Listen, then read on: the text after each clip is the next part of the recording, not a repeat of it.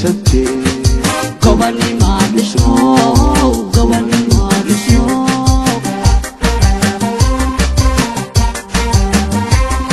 gobonnimo dhisno gooriyo ayaan gaashaan dhigba gaarka haye guulaysatee gobonnimo dhisno gobonnimo dhisno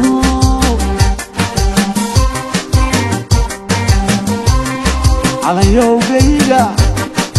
guud low surow oo galalacee guulaysatee gobonnimo dhisno gobonnimo dhisno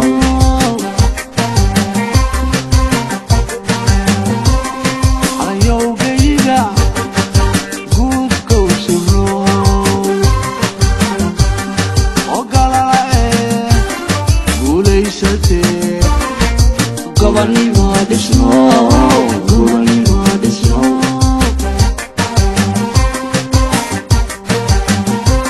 gobonnimo waxaad tahay garanayo walagu guntaday walagu guntaday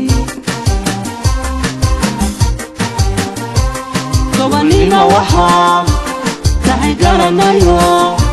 walagu guntaday walagu guntaday بسم الله الرحمن الرحيم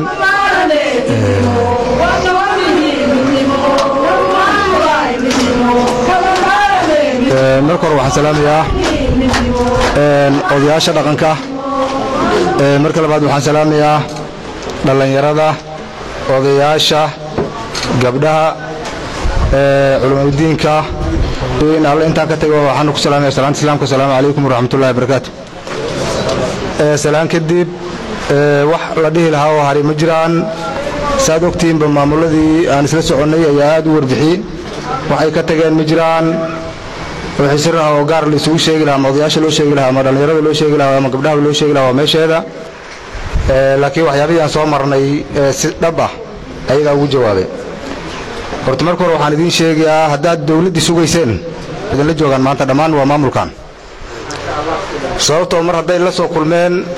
fariintoodina ay wadaan haddaan imaanina ay kadib imaan doonaan ayagan haddii ilaa raalli ka noqdo waxba idinma dhinna haddaan dawladda dhaliili jirnay oon dhihi jirnay dawladda wax ma qabanayso waxaa xaqiiqa ood ogtihiin ama annaga waan ognahay dawladda wax lagu eedi karo wakhtiga hadda aan joogna ka hora maysan jirin sababtoo ay cid isku duubanba maysan jirin dawladda dadka isku duuban isla socda waxba uma diidi karta waxay xaqa u leeyihiinna way siinaysaa cid isku duuban maysan jirin qofka taga qofka kale uu dacweynay dawladda waxba looma raadsan jirin maana aqooninba oo maxaan ku dhahdaa waan la diriirsanayni marka hadda waxaa weeye waan isku duubannahay maanta waxay leeyihin haddii raggii dhallinyaradaha ee degmooyinka xukumay iyo anigoo gobolkaa intaba inaan isku duubannahay xaquuqdii gobolka u lahaan aan u doodayna qof kasta oo maxaan ku dhahdaa bulshada gobolka deganna xaq wuxuu u lahaan ugu doodayna insha allahu tacaala waxa xaq aan u leenahay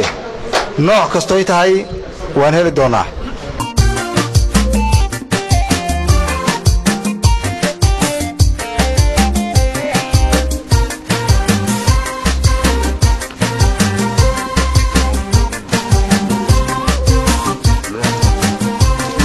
gobonnimo dhisno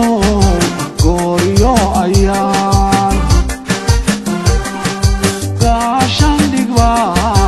gaarka haye guulaysatee gobonnimo dhisno gobonnimo dhisno